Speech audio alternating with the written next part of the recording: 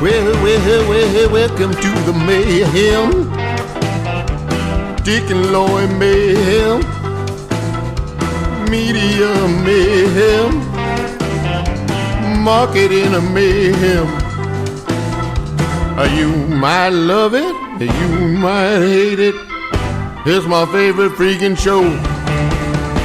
Hey, come on in. Corks are flying everywhere. Wine corks, that is. We're with Kansas City man Doug Frost, expert in wine all over the world. We're going to see how he got started and find out more. Hang on a minute. Let me get this. Yes, hello? Hey, Dick, it's Buzz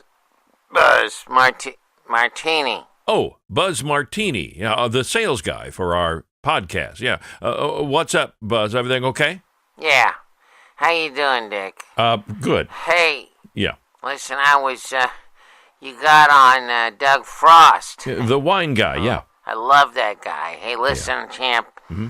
I was reading up about a book about Doug Frost's wines, selections. It was so good, and I tried them all. Oh, that's what the problem is. Yeah. Mm-hmm. I see.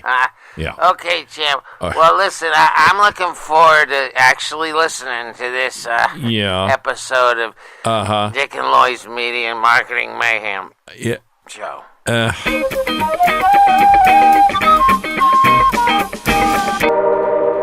Hey, Lloyd, where are we? This is a great place here. We're at the restaurant at 1900. You know what is cool? We're with Doug Frost, the legend. You mean the man who is one of 4 somethings in the world? Yeah, the something and the something. And the something. I have 2 somethings. I have 2 somethings. That "and" is very important and took a lot of work. I know it did, yes. Okay.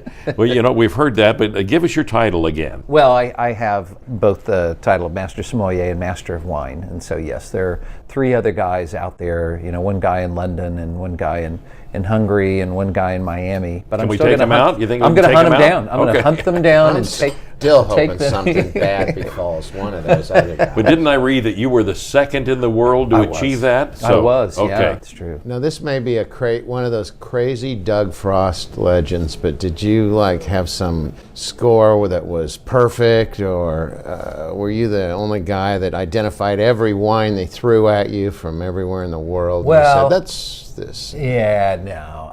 It's one of those. I do remember distinctly the Master of Wine final exam. There were 36 wines, and I got 34 of them right, and I felt pretty good about it, except a friend of mine, a master sommelier named Fran Casella, his dad was the president of Les Amis de Vin, which was once upon a time the wine club in the U.S., and so ever since Fran was a little kid, his dad would be like, "Hey, Fran, go get me a Chateau Mouton. Get one of those older ones, something from the 60s or 70s. Say you can go down to the cellar and get it," and his dad would have him taste the wine. So the 36 wines, I felt pretty good getting 34 of them right, but Fran got 35 of them right. And of course, as soon as he told me one of the wines, I still remember just cursing wildly because he was like, "Well, what about, Marqués de Caceres white?" I'm like, "Damn it, man!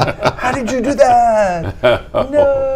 Wow. Yeah, so it's a little bit of a parlor game, but it's not intended to be that. It's supposed to be just an examination of your ability to analyze a wine and make sense out of it and how it was made and all that. And that's just by taste, is that right?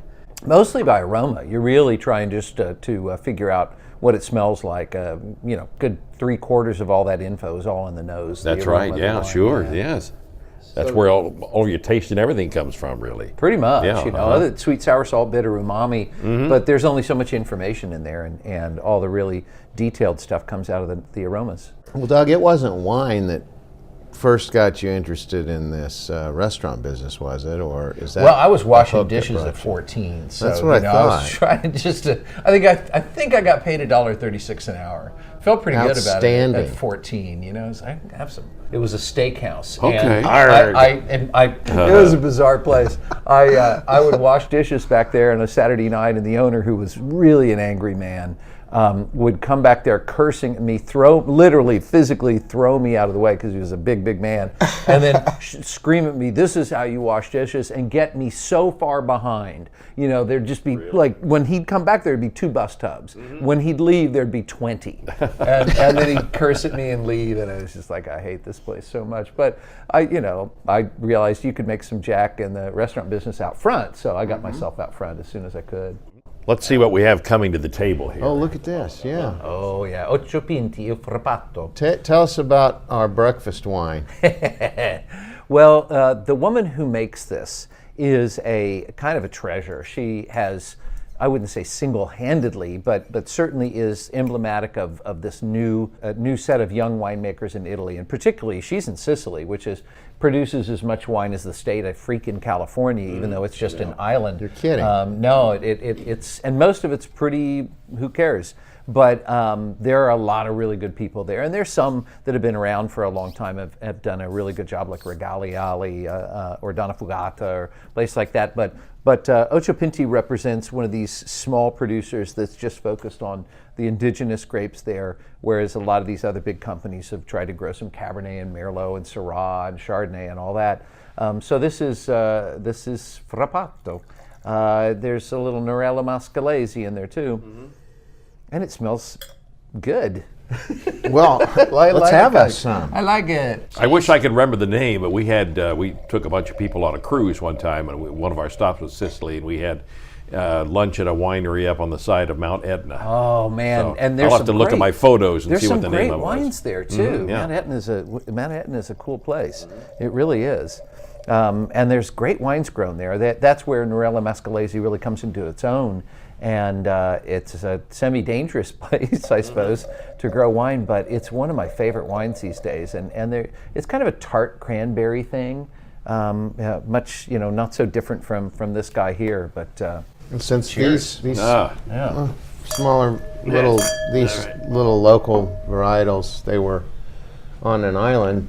Were they part of that whole thing where they had to be grafted onto Zinfandel roots and everything? Yeah, pretty much everybody. Now, every single variety, right? Yeah, pretty much everybody around the world is on American rootstock. Phylloxera is this microscopic bug that came from, frankly, from North America and infiltrated vineyards in France when people sent some cuttings over there back in the 1860s. And it had no problem virtually destroying all the vineyards. So we had to go over there and save them again. And to save their asses. Except, let's bear in mind, we're the ones that took the disease, the problem over the pest over there. That's okay. That's manifest destiny. Man, first we're going to mess you up, and then we're going to rescue you. Problemate and solutionize. You're welcome. Europe, you're welcome. Very good. Now, you got started. Did I read something here that when you were 15, you tasted your first wine? Sure, yeah. No, that's absolutely true. Just because my mom and dad didn't really drink, per se, although like good Midwesterners, they're originally from the Bay. We're all originally from the West Coast, but moved out here when I was a little kid. And like good Midwesterners, there was no drinking, except my dad would come home from work and he would go into the kitchen. You knew not to talk to him till he went into the kitchen, and you'd hear kind of, some water pouring, and then you hear something into a glass, and then, then you'd hear a glass being washed out, and then my dad was in a better mood. Okay. And hear a little cabinet close because there happened to be some brown bottles up in the top cabinet there where we couldn't get to them until, of course, I got to them and drained good things out of them and refilled them with water. And, did you do that too? Oh, hell yeah. Of course, you do what you got to do. Yeah. So, I don't know why my dad forgave me for I that got crap. started on the Jack Daniels that way. Yeah. I think I was the same age. Yeah. I mean, you do what you got to do. Yeah. So I drank, we would go out to California every year around Christmas time to be with the family. And because, as I say, we were the only ones that lived out anywhere other than the Bay Area at this point. And so we went to my uncle's house, Uncle Gene, and at the age of 15, when your uncle says, "Hey, Doug, you want to help me pick the wine?" And you're like, "Yeah, I sure will." And so he went down. I went downstairs, and he had like this little cellar, He, of course, thinks this story is absurd. He remembers it a bit differently in that it's like there's like 3 cases of wine or something. But I remember it was all laid out, and I remember distinctly that he told me, well, this is Cabernet Sauvignon, and most people think that's the best grape because it lives the longest and it's a bigger, richer, bolder grape. But this is Pinot Noir, and some people really like that. Some people think it's a little too subtle, but some people think it's really elegant. And at the age of 15, I'm like, elegant? Well, that's for me. I got that elegant thing going. So I remember I picked this 1968 Louis Martini Special Select Pinot Noir, which is kind of a legendary bottle now, but it wasn't then. At that time, it wasn't an expensive wine. And I thought, damn, this tastes really good. Is this what wine is like? I wish my mom and dad drank this stuff, but they didn't. But I remembered the wine because it was really a cool thing to remember, and I was working in restaurants. So you'd think of something like that because at some point somebody could say, hey, do you know anything about wines? Like, well, I've had Louis Martini Special Select Pinot Noir. It's very elegant. No way, it was very elegant.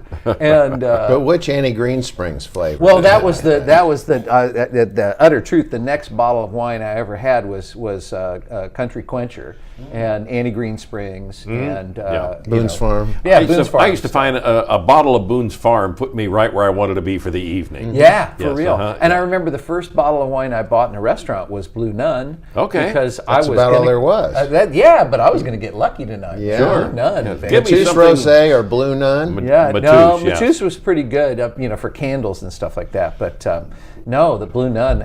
I will say for the record, I did not get lucky that night. But okay, yes. Subsequently, well, I used to order. It's a long game I'm playing here. It is. Well, let me think here. Bring me anything that's wrapped in straw. A bottle in straw. I'll take that. Yeah. The old. It's a funny thing. You know what they call the Italian word for the old Fiasco. Italian? Yeah, exactly. Which is, I think, what it was from a marketing standpoint. It was a fiasco. Oh, was it? Okay. Yeah, that's exactly what the term is for the straw-wrapped bottle. Wow. So what's funny, we were interviewing, Dick and I were talking to our mutual friend Joe Wilcox. And he was telling us about the Plaza 3 days and how the wine thing just started, and that was an early emerging place there with talking about Blue Nun. Now, you were part of that scene too, right? I worked there before Joe was there. But I worked there. It's where I met a guy named John Scupney. He was the wine steward then. And Scupney took me to my first wine tasting. And I honestly give all credit to Scupney. He was my first wine teacher. He was, took me to my first tasting. It was Bordeaux tasting. We probably had some first and second growths there because back then you could afford that stuff. Today, kids, I don't know how they ever learn about wine because Bordeaux costs $1,000 a bottle. Back then, everybody throw a 20 on the table and we'll split this first growth Bordeaux. And so Scup took me to my first tasting. And Scup owns, he and his wife own a winery called Lang and Reed.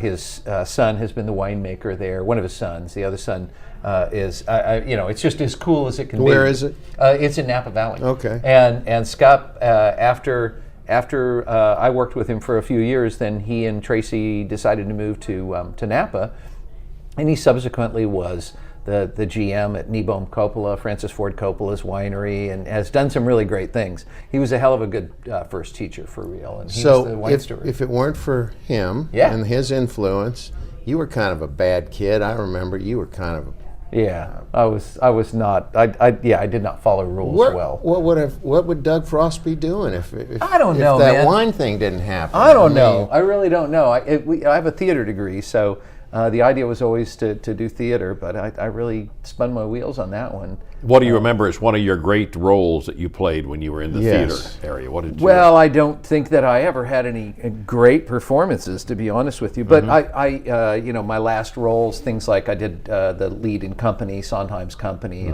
I was Bobby, and I did a pretty average job in that. I was Puck in A Midsummer Night's Dream in a production. But professional theater, I had roles in things like Agatha Christie's The Mousetrap and things like that, and I did have fun with that, and actually was did choreography, was directing. What theaters around Kansas City would we have seen you in? Nothing here. Nothing here. No, this was out in Colorado. Okay, and Mo Rep offered me a job, and at the time, and the money was pretty.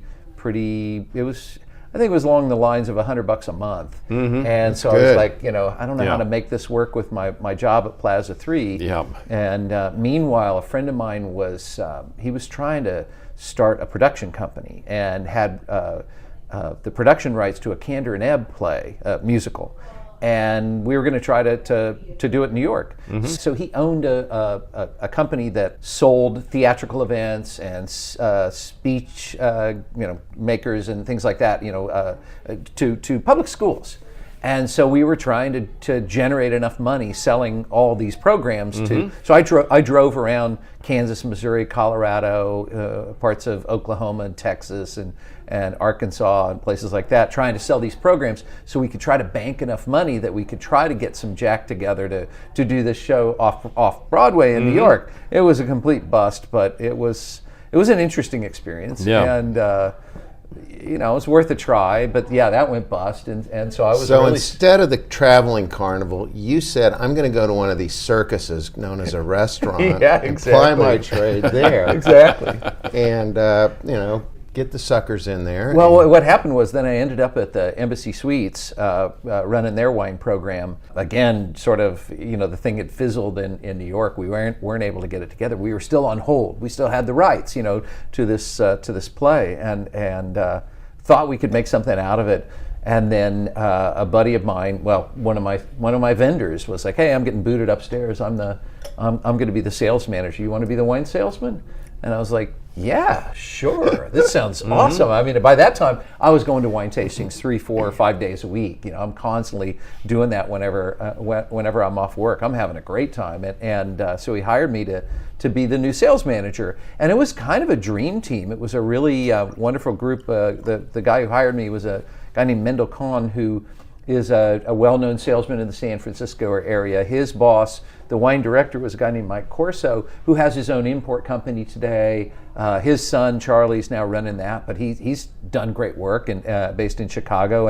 And it was a cool little dream team. And they hired me, and it was like, this is the coolest job I've ever had. Wow! It suddenly, instead of driving around, selling funny little circus performers and puppeteers and jugglers to elementary schools, I'm selling really cool wine to Plaza 3. I'm selling really cool wine to Starkers and places like that. And that lasted 3 months. We were the number 2 wholesaler in a group of like 16 wholesalers in Kansas City. We were owned by McKesson Corp, $1 billion company. And we kept hearing rumors we were going to be sold. And it was like, there's no way. We work for McKesson. They're $1 billion company.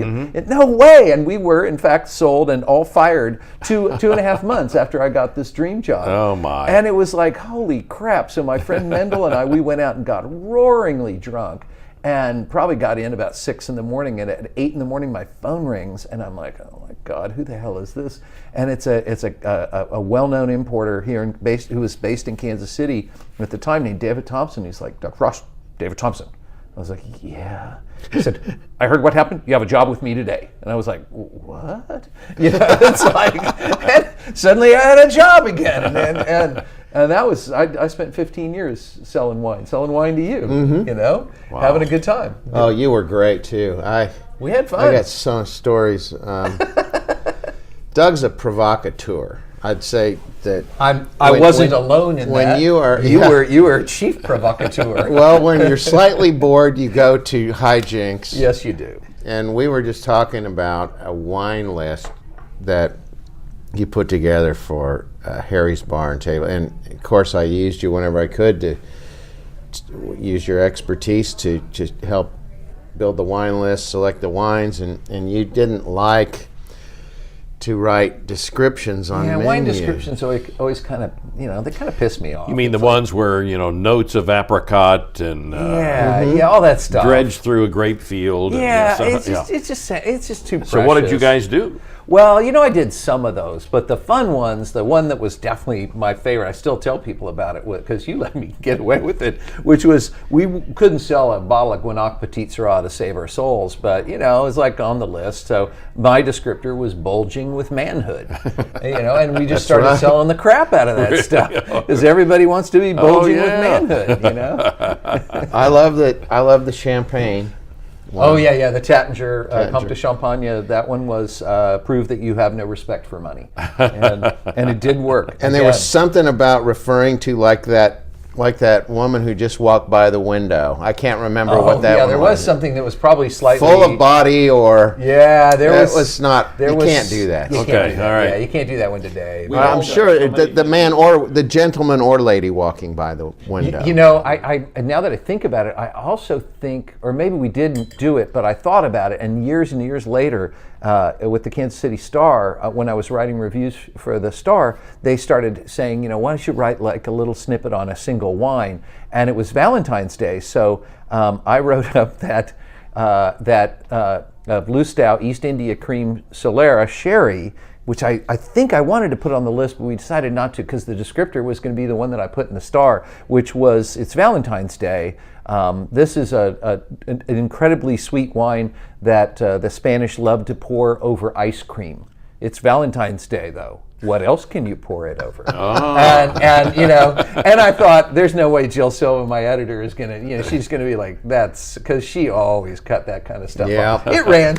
Oh, did it was really? like right on. She probably didn't get it. Yeah, I think Jill got it. I think that was Jill was having one of those weeks where she was like, to hell with them. Yeah, there you go. Well, you've been a writer on a lot of subjects, wine usually the center of it, but talk a little bit about how that happened in books, magazines, national magazines, probably international magazines. Give us a little bit of a insight on that. That was always, writing was always, frankly, was the point of the thing. When I got involved in the Master Sommelier and Master of Wine programs, it was because I wanted to write, and I was a wine guy in Kansas City, which was, for most everybody in the world, an oxymoron. So it was like the only way I got any damned respect. And I still remember the head of the Italian Trade Commission meeting me and saying, you have both Master Sommelier and Master of Wine. She was from the Philippines, so that's why the accent is confusing you.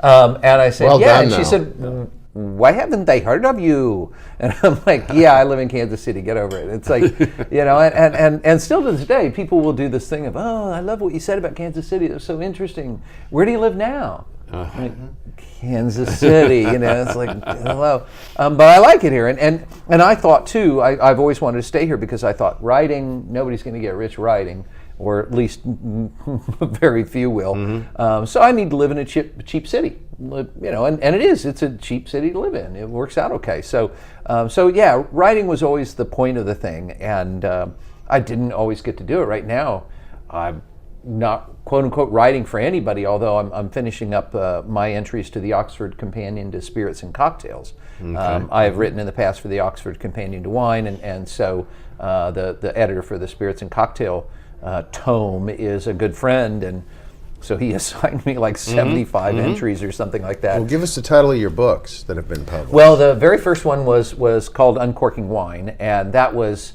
very much a just sort of a primer. It was intended to be a restaurant primer, or a primer for somebody who just wants to know enough to be dangerous. And then the second book was a bigger book. It was a kind of a bigger picture book, coffee table kind of book on wine, called On Wine, a Master Sommelier and Master of Wine Tells All, which I don't tell all. There's so much left to say. No way you can Let me fill in here. The Washington Post calls it fabulous, witty, engaging, and wise. Conveys more accumulated wine wisdom than most books 10 times as thick. I guess he was going to say that about his own book, but it's good that you flew in. It's there. good to have third-party endorsement. Yes, third-party endorsement. That's what it said. Yeah, no. So that book. So you're not a bad writer, apparently. Well, my favorite story to tell about that book, the twofold. One is that it came out around September 10th. 2001. So had the book been titled The Wines of Afghanistan, it probably would have been a big success. But so the timing wasn't good. And the publisher, because we'd lavished so much love and attention on the book itself, on the cover of the book, the publisher felt it necessary to wrap all books, to shrink wrap all the books.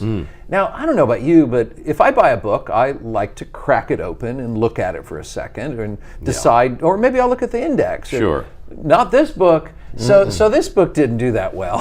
Hermetically sealed. Hermetically sealed for your safety.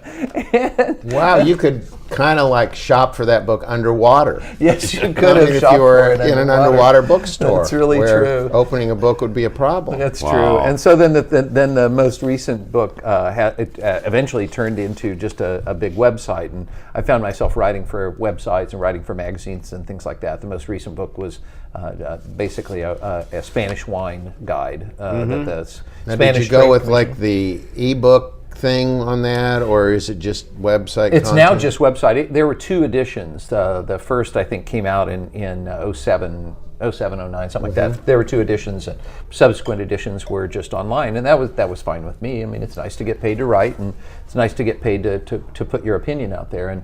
And Spanish wine has been certainly has been an obsession of mine over the years, but I have a lot of obsessions. Yeah. So, I see that you wrote for Missouri Life also. Yes. Have you ever found a Missouri wine that shouldn't be poured over ice cream? It all seems awful sweet to me. Oh, listen, yeah, there's a lot of good dry wine here. There Is there? really is. Okay, Yeah, all right. absolutely. Yeah. It was really fun. Everything's changed since you last tried that Catawba Pink. That's true. All right, That's okay, true. sure, yeah. Although pink Catawba is, maybe surprisingly to most people, a really good cocktail ingredient. It's a really fun wine to throw on top of a cocktail. It'll do some interesting things. Wow. But I digress. It was really fun. I'm making notes. Go yeah, ahead. Exactly. A month ago, I hosted a group of 50 masters of wine from Europe, and I decided that what they were going to do is they were going to drink a crap load of wines not from California, because they'd been touring California. It was like, over my dead body, you can have any California wine at this tasting. One of the wines that I took was Holyfield's virtually dry Vignole from Kansas. And I would say that of all the wines I brought, and I brought about 50 bottles of wine with me, that wine was the wine that virtually every MW said, this is absolutely effing amazing. Wow. Yeah, it's a delicious wine. But I took a 20-year-old Norton out there from Stonehill, and people were just falling out of their shoes on that one. I brought some Chamberson from Illinois, but we've got great Chamberson here too. Did you publish an article about this? I did not. I did not do so because I was too busy hosting to really get the quotes right. It was just one of those. As I say, I was the host, and I had 50 people. I had to make sure we're happily drunk, so that they could all pour. I on the imagine they'd be a airplanes. difficult group if they weren't drunk. That is the damnedest truth. I have found them to be a very difficult group. The European MWs, man, especially the Brits. Good God of mercy. What a bunch of horses! I mean, difficult Great people. Yes, Really? Great, Okay. Great people on both sides. I mean, it went great. It was a great experience. But last year I hosted them for a tour of Oregon, and I did want to shoot a couple of them during that one.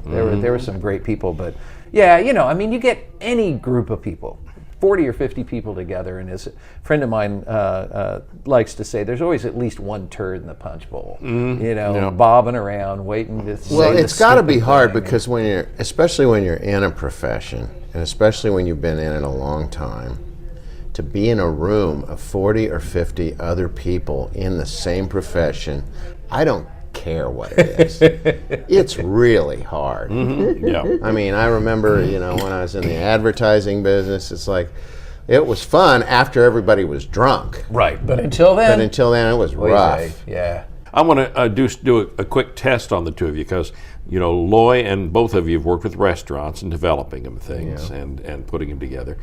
I'm going to throw out a fictitious restaurant that I want to start, and Loy, you tell me what I need to do, and you tell me what wines I need to serve. Oh, man. This sounds like fun. I have an idea for up on the square in Richmond, Missouri, to put a gourmet hot dog restaurant. Loy, what would be your input on what to do about that? Any thoughts? Well, I don't know what the Richmond market is like, but I'd say a gourmet hot dog restaurant would probably be the kind of a thing where you would definitely have to have fancy names for the hot dogs. For the hot dogs. Okay, gotcha. All right. Because otherwise, people are just going to think, well, I can open a package of hot dogs and put them in the microwave for 30 seconds. Okay, good. All right, that's a good idea. So okay. you're going to have to put some lipstick on those. That's a pigs. good point. Now, most of them being pigs, but some you what probably would have be some beef, maybe even a little chicken sausage, and what would you serve wine-wise with a gourmet hot dog restaurant? Truthfully, this is an easy one. For me. Really? Just, okay. Yeah, because hot dogs are street food. Hot dogs are kind of low cuisine, if you will. Okay. And the thing that's always fun with wine is to mix and match. So you'd have to do a high cuisine kind of wine with that. In other words, it's champagne all day long. If you have hot dogs and people are throwing sausages at you, it's kind of like, okay, this is just regular old food, but then you go and we're just serving champagne with that. People fall out of their shoes going, I gotta do this. This is the provocateur. Yeah. I mean, you got to. All right. Absolutely. You got it. I call it surfing the zag. Yeah. That might be the name of the store. Yeah. If you're selling hot dogs, you better be selling champagne with them. Yeah. That's excellent smart. job, Doug guys. Frost, better than ever. I'll tell you. I see why you both are achievers in your area of expertise. So that's good ideas. Yeah.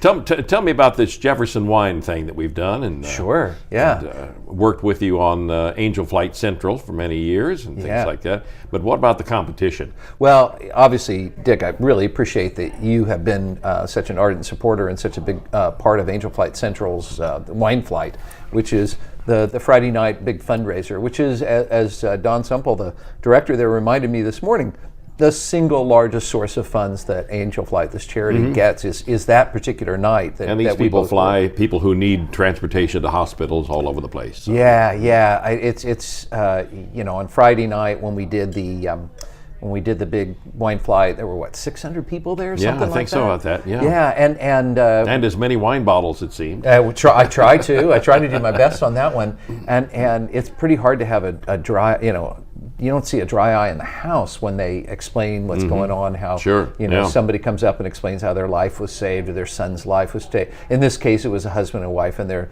little baby daughter who's has had terrible health crises and Well, she was born and her body would not automatically breathe. Yeah. I heard of that. Yeah. And she's up on stage with them doing the, I want daddy, I want mommy, I want daddy. It was really awesome. And the Jefferson Cup is sort of the entity that enables Wine Flight to happen. It's something that I started about 20 years ago in Virginia, and it was because I had done some tasting with the Virginia Wineries Association, and there was some infighting going on with two groups there, and they said, look, we want you to start a competitive Virginia winery competition. I was like, that's the dumbest idea I've ever heard. What you want to know how Virginia wines coexist, compete, compare to the rest of the wines in America. Let me put that together for you. And so I did it at a really wonderful resort out there called the Homestead. And it was beautiful. My kids loved it, and because they'd go out there. And so I put this, American only, but a sort of a comparison of Virginia wines to everybody else's. And that relied on the notion that I was going to limit the number of wines that came from California, because that's what happens in all these competitions. Typically, a typical competition is 2,000 wines. 1,700 of them are from California. Guess who wins? Yeah. And not to say anything against California, but so I created the competition and said it's an invitation only. California doesn't get to send in thousands and thousands of wines. They get to send in the 300 or 400 I pick. And it's a little bit less than that, frankly, because the total competition is about 800 wines or so. And I make sure that California is less than half of the wines there, and usually it's closer to a third.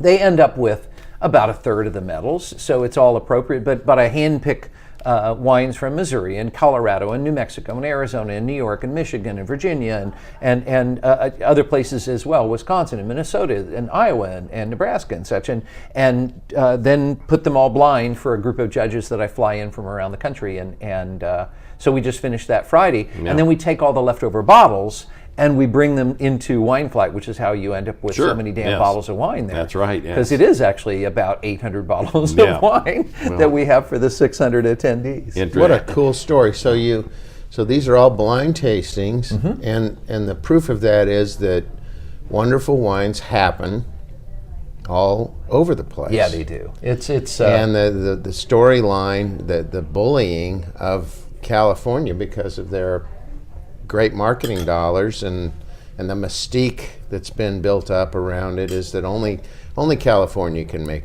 good wine. Exactly. Everything else is just junk. Yeah, yeah, and Missourians buy into it. And I still remember one of the previous governors of Kansas making apologies and comments about how bad Kansas wine was. Having said that, I will defend Kathleen Sebelius in so much as 20 years ago, maybe 25 years ago, I was on KCUR and was talking about local wines, and somebody calls up and says, you just keep saying really good things about Missouri wines. What do you think of Kansas wines?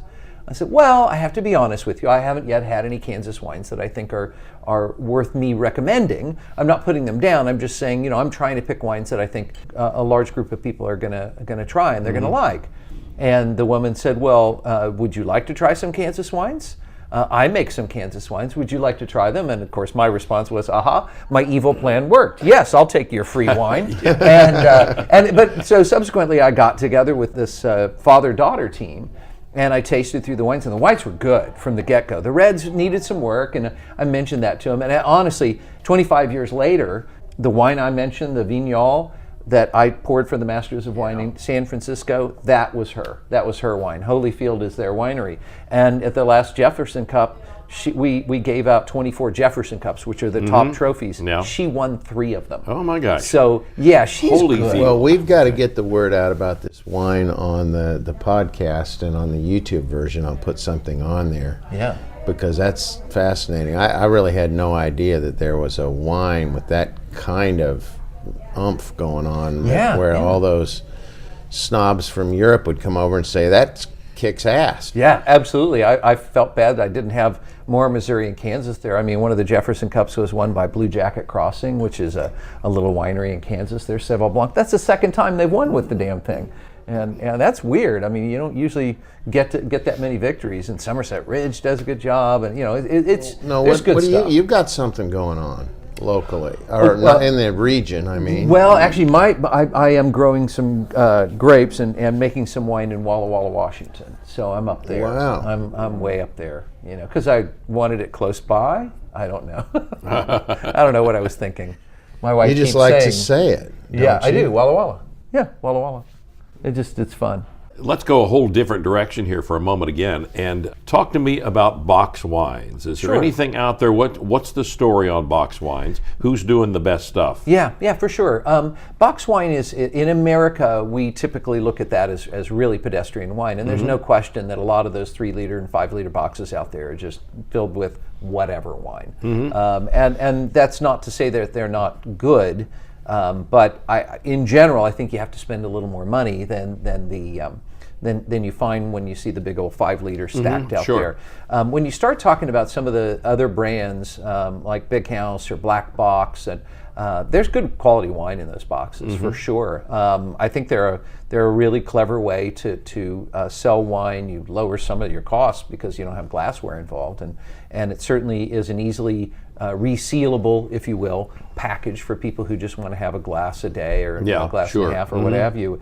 And so, I definitely recommend those. It's one of those things where when you go to Australia, you often will see a lot of box wine there. And a lot of the box wine there, you can buy box wines there that cost $40 or $50 because it's really good wine in there. It just hasn't really hit here yet in that same Bring a box of that to my table. Yes. I have a marketing idea here, and I did this one year. Here we go. During the Christmas holiday season, I bought a box of red and a box of white. And I wrapped the red in red Christmas paper, and I wrapped the white in white Christmas paper, and had them set up in the kitchen.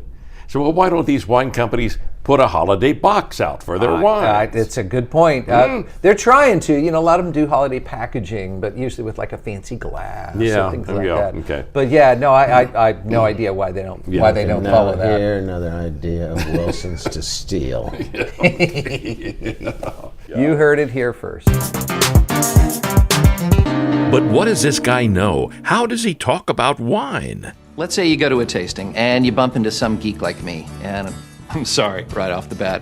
And I'll be working the wine over going, I get an elderberry character, but it's a dried elderberry. Indeed, it's been lightly dipped in a pancake batter or something. And it's an older elderberry, a younger elderberry, completely different than this. And I find the wine to be angular yet round. The minute you run into that, leave, go to the other side of the room, because I've forgotten what's the important part about wine. What's important? Do you like it? That's all that really matters. If you like it, cool, keep drinking it. If you don't like it, stop. First point, if you don't like it, stop drinking it. But if I like it and you don't like it, that's okay too. We're not supposed to agree on all this stuff, quite frankly. It is absolutely personal, and it ought to remain personal. When we use words to describe wine, however, we ought to try not to use words that don't really have an agreed upon meaning. Often us geeks will say it's oaky or tannic or acidic, and nobody's really sure what that means. But if I say instead of oaky, it's spicy, it smells like clove and allspice and nutmeg, that means it's been in an oak barrel. If I say it's tannic, well, that doesn't mean much. But if I say it's a bit bitter, a bit astringent, a bit dusty, everybody knows what that means. So I think instead of using weird words, we ought to just use food words. If I say it tastes like melons, you know what a melon tastes like. If I say it smells like lemons and limes, you know what that smells like. And we can all agree upon it, even if really what I was saying is that wine's a bit tart and acidic. Lemon-lime means a lot more to the everyday person. Doug Frost, we haven't even begun. Multimedia, Doug Frost. Well, we talked about KCUR. There was also television. That's right. Yes. I wanted to bring that up because I told somebody the other day, hey, I'm going to had the opportunity to chat with Doug Frost. He said, I loved his show on Channel 19. Hello, I'm Doug Frost, and welcome to Check Please Kansas City, the show where regular folks from all over Kansas City dine and dish on their favorite restaurants. That went on for about 5 years. Did it? But Okay. that died about 5 years ago. Did it? Okay. Unfortunately. Yeah. The funding dried up, and it's a shame, really, because I think it had a useful purpose in the region. And I keep saying to KCPT, we could do that again if you want to. Well, we always used a lot of the suggestions to try places out. Yeah, you made 5 seasons, so don't worry. You're going to make a lot of money because when it goes into reruns, absolutely it'll be great. none of that will be in my pocket, and it still runs on KCPT. But KCPT let me do these little snippets, these little 5 and 7 minute segments called Ferment Nation. And those were just, definitely me going a little crazy. I mean, in one of them I dressed up in a grape costume, and we talked about how I would be crushed, but we won 2 Emmys. We won 2 regional Emmys. Very cool. With those, Wow. Here's a sample of the show called Philip Marlowe and the Case of the Missing Bordeaux. It was a dame. It always starts with a dame. And of course she was a red. All the dames in these stories are redheads. And like all the others before her, she wasn't what she seemed. Her label said of Margot, and she was friendly. Maybe a little too friendly. Like she was trying to pull the wool over my eyes. And I don't even wear sweaters. And that was fun. KCPT let me have so much fun with that. There was some really great guys who did the scene work for it.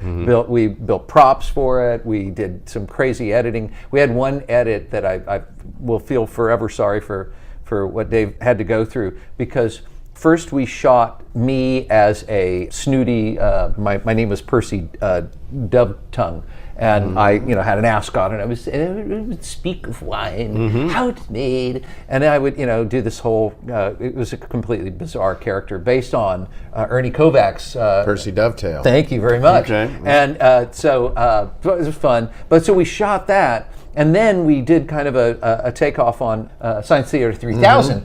So then it was me and another guy sitting in seats watching this. But first it's me doing the little bit, and then the camera theoretically pans back, and you see the two of us watching it, mocking it. And then this character's saying it, and then I would do interviews with like Barry Tunnell and Jim Coley, some wine guys around town, and then we would mock them. And then I was the last guy. I would come back to Percy again, and I'm speaking, and we mock me, and then I start speaking to them. and poor Dave had to edit this thing because somehow in my fevered brain I thought this was hilarious. But that's the one that won the Emmy. So he wins the Good Sport Award. He wins the Emmy. Is what he does, and what's his name? Dave Burkhardt. Dave Burkhardt. And he put up with that stuff. I mean, the editing was just a nightmare, and pretty much like the editing you guys are going to have to do with this particular conversation. What are you talking about? So I'm not edited. Anyway, when we do edit it, music. You're a music guy. I remember that. Sure. You like really weird music. When you say weird music, what's selections out of your weird music? Are we talking about Frank Zappa? Oh yeah, Zappa is definitely Zappa is still a touchstone. Even more so, I would say Captain Beefheart. I think Beefheart was Trout Mask Replica. Oh, Trout Mask Replica is still in that top 10. I had the 8-track. Oh, I love you so much more right now than I did 2 seconds ago. Dan Hicks and his Hot Legs. Oh, Dan Hicks. Oh.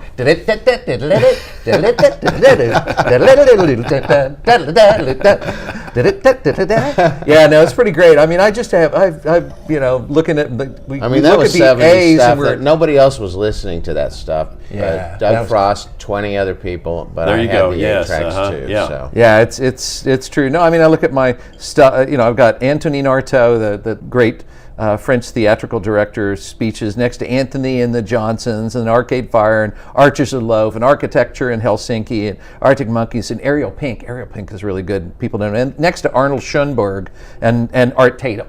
Art Brut's in there too, and especially Art and Language in the Red Crayola. Red Crayola is really good stuff. But you just lost North Kansas City and Raytown. Pretty much. Lee Summit's gone. I lost him before this. No, there's good stuff all over this crazy city. That's right. Hey Dick, I'm a little thirsty. Let's go down to the lounge and get something to drink. Sounds like a good idea. Let's talk about wine's got me a little thirsty too. Yeah, I think Frank's back. I thought I heard Frank rehearsing down there. He's still hanging around, isn't he? Yeah. Yeah, he's still singing songs about the new airport or something. Oh, it's you guys. Yeah, back again. All right, boys, let's do that airport song.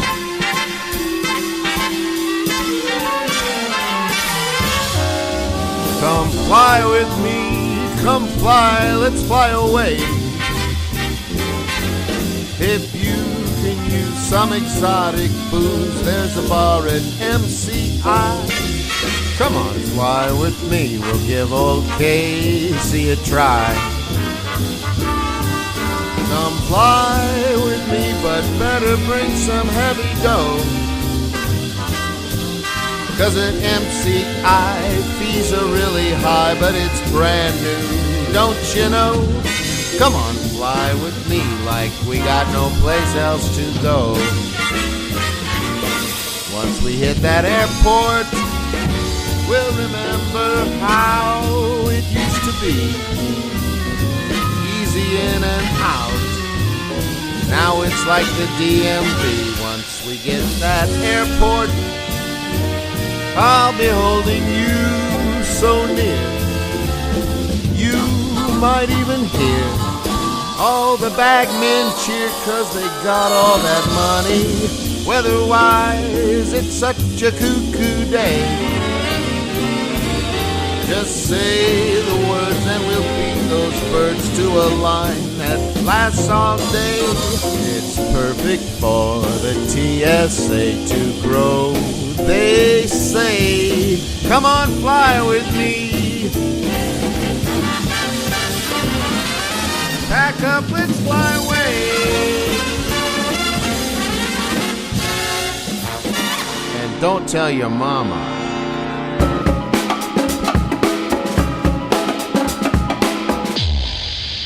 Okay, Doug, so, going back in the history of this, you were at P3 and all that, and you knew Cliff Bath and all these other great people. And Wilcox was telling us that all those guys came from the Golden Ox. Did you know that? I didn't know all of them came from there, but yeah, it was. This town was a really interesting restaurant town. I think Gilbert Robinson was really the reason it was back in the early Gilbert Robinson days. That's right. And you knew Paul Robinson pretty well. Yeah, those guys were. Now, was that fun? I went to his house. Randy, his son, went to school with me. Oh, cool. I think I was at Randy. We played baseball together. I was at his 4th grade, his birthday party, and walking through that house, Paul Robinson was an eclectic guy. Yeah. He was what we would hope to be. When we were kids, we're looking at that, going, "Well, this guy's into everything. Yeah. I want to be that guy." Yeah, no kidding. And he was so edgy and artistic, and when he brought together that Gilbert Robinson thing, I think it really caught fire with Paul.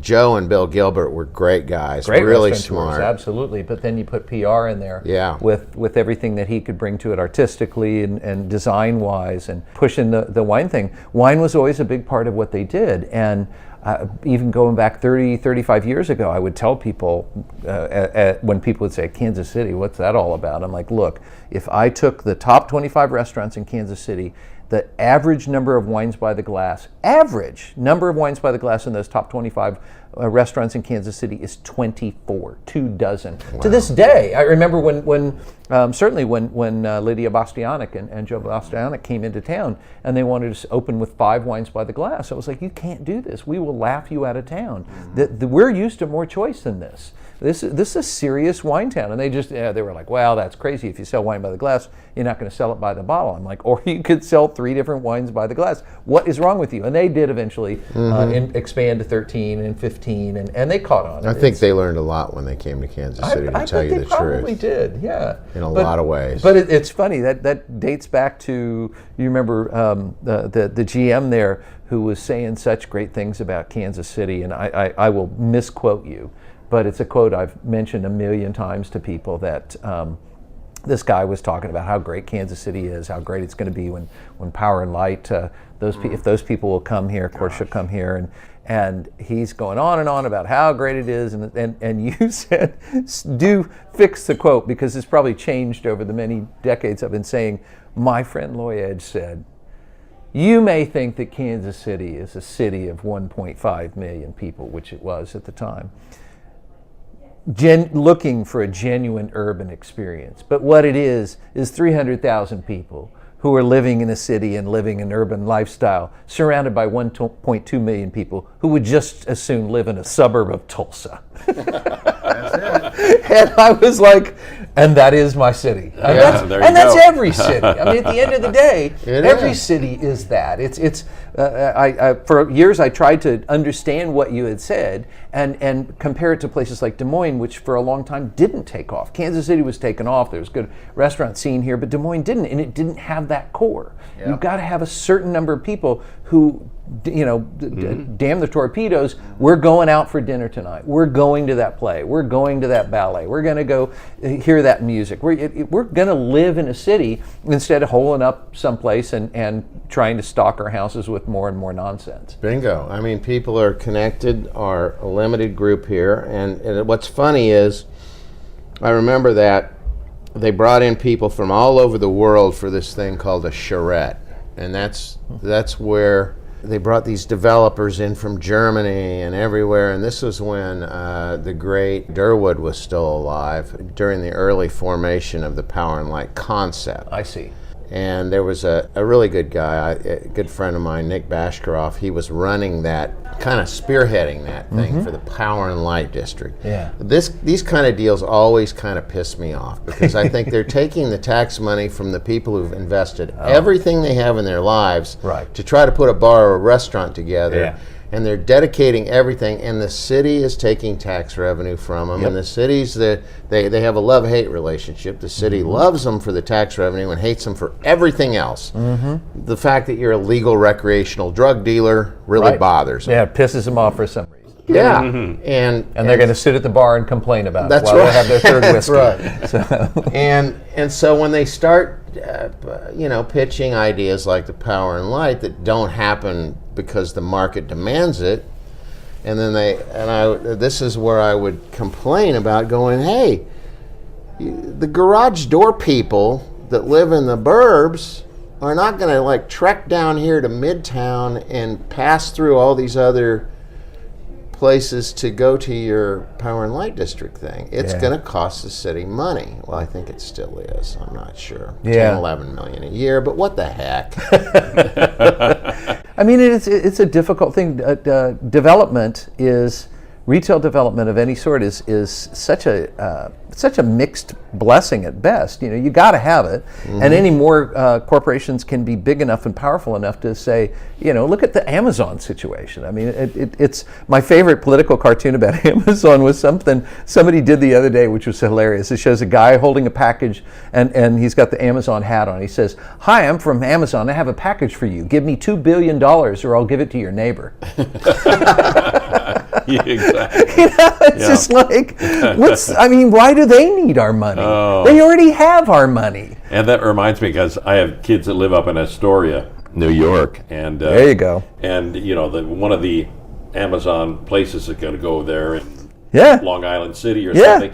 And, right around the corner. And my wife says, wait a minute, the 7th Street subway never runs with the people that are there now. What are they going to do when they add 50,000 people there? I don't know. And that's the thing. How much money is it going to cost to create enough infrastructure for that? And Amazon clearly has said, well, we're more concerned about having people that have sufficient intelligence and training to do this technical work. Mm-hmm. So it's one of those, Amazon needs Long Island City and the DC suburb just as much as the suburb thinks they need them. So I'm not sure why one side is giving the farm away. Exactly, yeah. So in the wine biz, what kind of dynamics are going on that concern you right now? The really ugly statistic is, and it's a rough statistic, but roughly speaking, 93% of all the wine purchased and consumed in the United States is made or imported by 13 companies.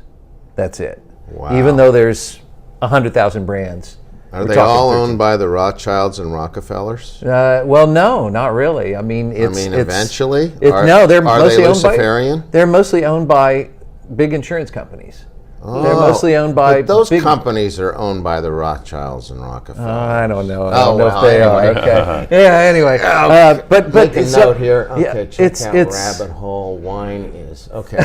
Yeah, it's really it's a scary thing because. So what percentage? 93%. Really? So.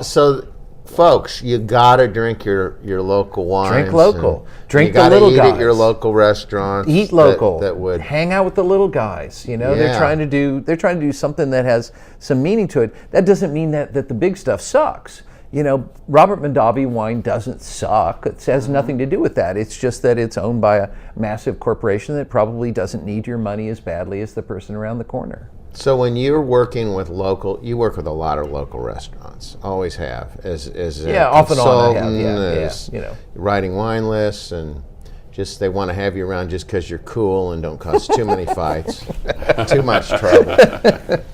Some of the great ones in Kansas City that really did wine right, that you remember fondly, that are no longer here. Starkers, Starkers first, Starkers second, Starkers third.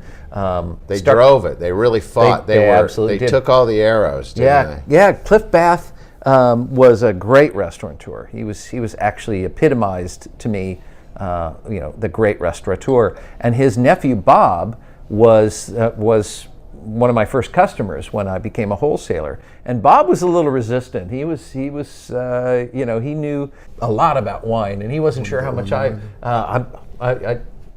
good. Yeah. So, but yeah, we can do another. I'm good because we're getting more wine. Okay. Well, we can switch to something else too. Okay. Because that's always interesting too. We're gonna live listen to Doug Frost look at the wine list at the restaurant at 1900 and pick one. All right, good. What would your second day drinking wine be? Let's have some Ayers Pinot Noir perspective. Ayers from our buddy Pinot Brad. Noir perspective would from be my what buddy Doug Brad. Frost would pick. Yeah, my buddy Brad. That's his winery. Yeah. So anyway, Bob was my first customer. Frankly, Bob Bath and Ron Paradise were my two real top customers when I became a wholesaler. Oh, I remember Ron Paradise. Yeah, you remember Ron Paradise. Sure. And both those guys pretty much said the same thing to my boss, Mendel Khan, which is, what is this little jackass doing in here? Does this guy know anything about wine at all?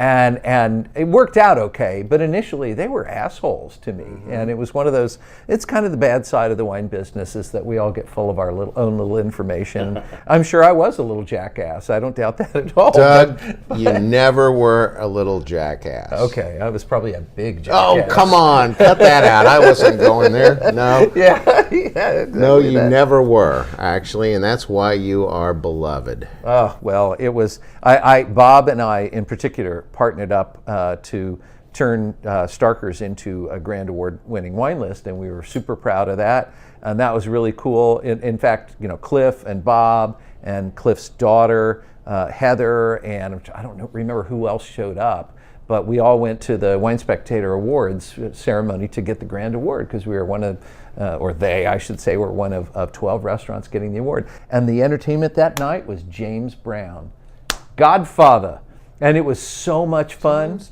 Oh Whoa. my God! Wow. We had so yeah, exactly. We had so much damn fun. Good God, y'all. Exactly. Good God, y'all. And yeah, so it was so much fun. And what was so funny about that dinner, because we're all it's like 300 people, maybe 400 people, I don't know, whatever it was, all sitting down to dinner. And weirdly, they had all the dinner tables. I mean, I guess not weirdly because they wanted a dance floor, but we were like 100 feet away from the bandstand. And I just thought that was the bizarrest thing I'd ever seen. I don't need dinner half as bad as I need to stand 3 feet in front of James Brown and watch the flame. That is weird. And so everybody's just sitting there, and they're on like song 3 or song 4 or whatever it is, and you moved your table up. Well, no. Their tables were big tables. There were like 12 people at each table, and so Heather and I, in particular, got up and just stood right in front of James, having the best time we could possibly have. But about the 4th song or so, it might have been Maceo Parker or somebody. Yeah. It's like Hot pants. Yeah, exactly. Does one of those get up, and then James Brown is like get up, and and then the singer's like get up, and then Maceo leans into the microphone and says, "The man said to get up." And everybody got up out of their chairs, and then it was a big dance party. Then it was awesome, but it was just like all the happy little white folks sitting back there going, "This is good entertainment. Oh my gosh, I yes. think he moves fast. What's that cape all about?" How does he twirl like that? Isn't that funny? I mean, that's like, that really is, that symbolizes like all the, like jazz. Mm-hmm.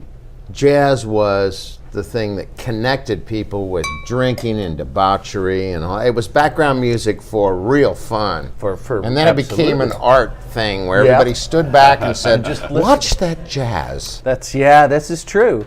I mean, it became very intellectual, and there's no question about that. Yeah. And they were doing that to James Brown, which is weird. Which is just foolish. They were just they were more focused on their steaks than they were upon Godfather. Yes, indeedy. But Godfather, man, I was glad I got to see him. I got to shake his hand. Oh, did you really? Hand, Oh, yeah, wow. Because he talked about that a lot. Oh, I'm right sure before, he did. Yeah, the end. But it was. He said, he's a master of wine and a master sommelier. Here's actually what's really funny about it. The guy who owns the Wine Spectator, Marvin Shankin, he's not a particularly charming sort of guy, but he's a big, powerful guy. And James knew who was paying the bill, because when he starts walking across the stage, shaking our hands, give him the quick little limp shake, he got to Marvin Shankin's hand and he pulled him up on stage. And I was like, James knows who's paying the bill. He does. So he brings up the fat little freak, Wow. And I'm standing there going, I deserve to be on stage too, James, but it's okay. Fine. Whatever. Marvin Shankin. Oh my God. Ow! I'm shanking your hand. He was shaking his hand. Yeah. So here we have a little Ayers. This is from Brad and Kathleen McElroy, and I'm proud to say that I took Brad to his first trip to Oregon.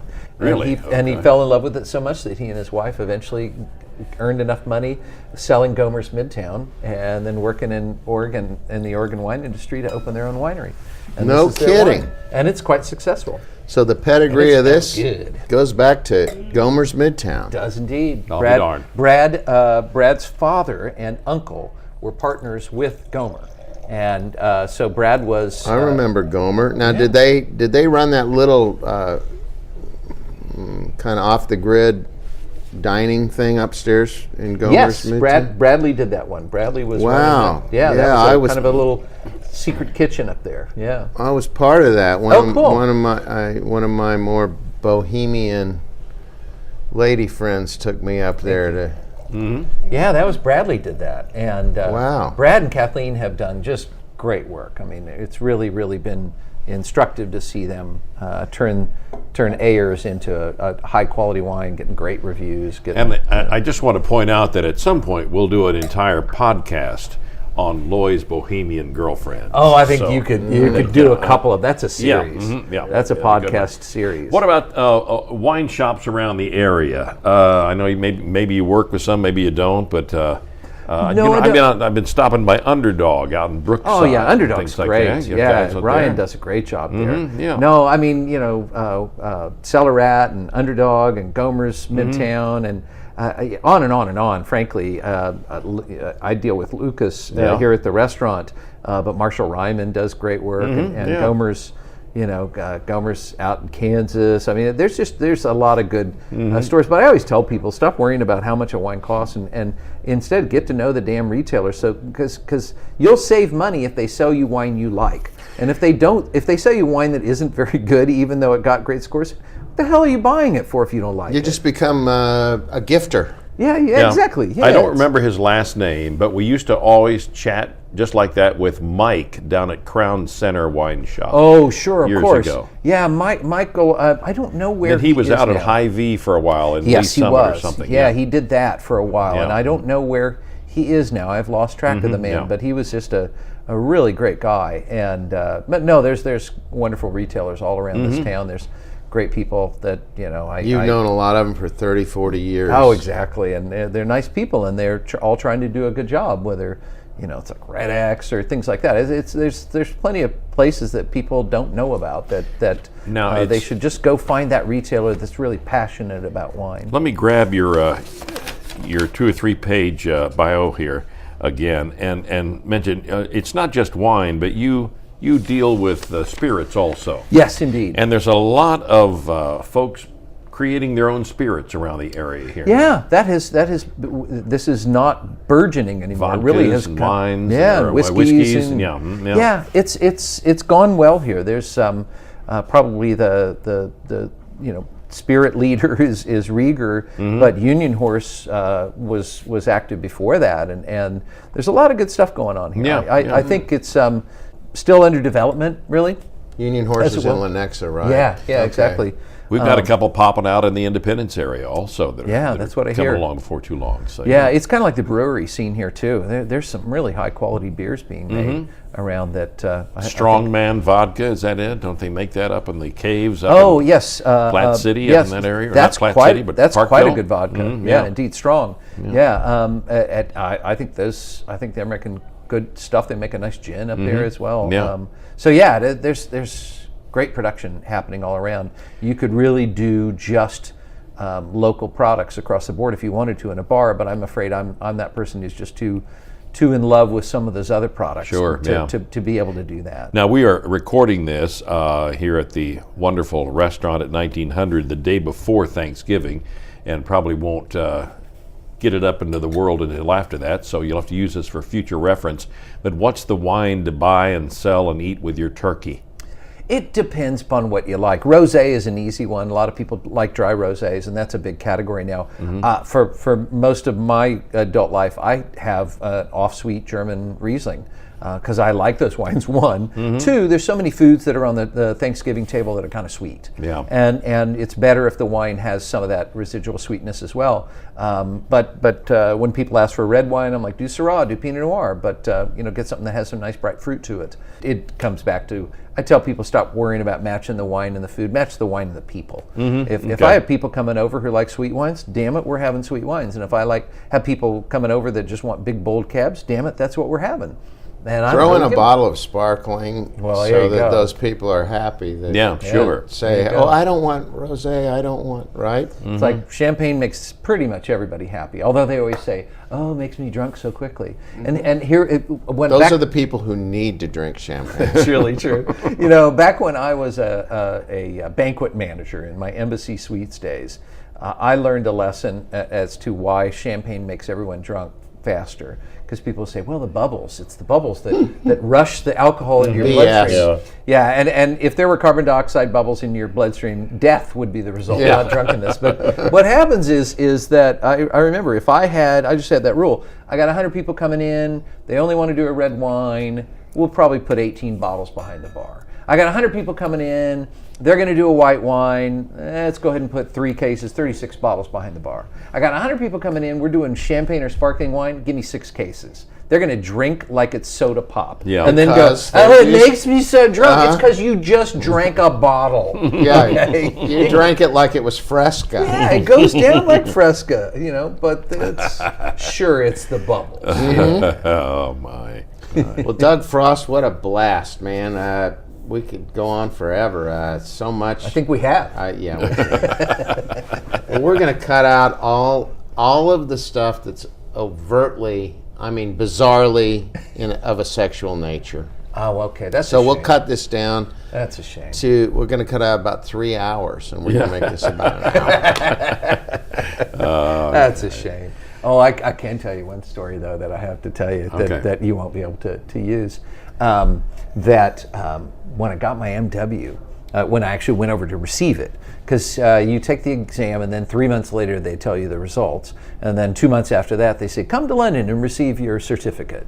And I was like, hell yeah, I'm going. And there's this not young, but this little tiny Scottish MW who is one of the teachers that we had here, named Fiona Roberts. And I love this woman. She just has a seriously hilarious sense of humor and ribald as well. So I knew I could do this. We walk into the big, before they give out the certificates, they do what's called a claret tasting, which is a Bordeaux tasting. It's very, it's very quiet. It's very, everybody's walking around. And everybody, I knew that I had already fucked up because my friend Mary Mulligan and I had both taken the exam and both passed, but you don't find out about it, and we haven't seen each other since then. So I see Mary, because we had gone out to lunch right after the exam and compared notes, even though she said, whatever we do, let's not talk about the exam. What'd you think Wine 5 was? Well, I know what it was, blah, blah. So anyway, Mary and I see each other for the first time, and everybody's being really quiet, but I'm like, Mary! She's like, Doug! We're like, yeah! Mm-hmm. The Americans are in the house for sure. And I could see several people kind of laughing. It was like, oh my God. But I could see Michael Broadbent, the very famous wine writer, sort of do the... And he'd been famous back in those, this is 30 years ago. He'd been famous back in those days that he didn't want Americans in. He wanted the MW to remain British only. Okay, yeah.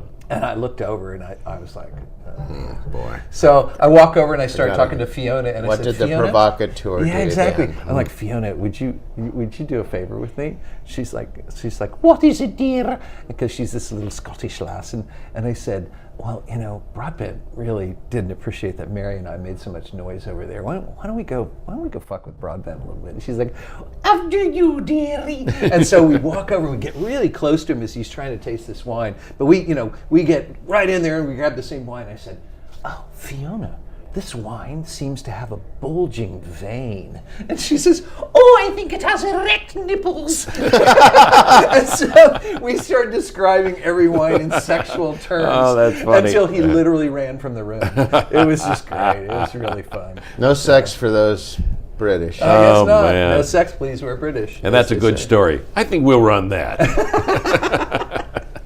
Yes, wine can have erect nipples. All right, one final toast for this show. All right. And that's a great wine, by the way. What is it again? Ayers. Ayers, Perspective 2016, yes. It is delicious. Pinot Noir. All right, and thanks for hosting us. Restaurant at 1900. You got to check this place out. This is a really different spot. And I've looked over the menu, and they have some really interesting items on It's here. great. Yeah. I've eaten here many times. Love it. Cool. Shall we order some stuff? Sure. I think we'll end the show and eat some food. Right on. Thanks so much to Doug Frost for telling us all today. And think of us next time you want to hear some interesting talk from interesting people. You might love it, you might hate it. It's my favorite freaking show.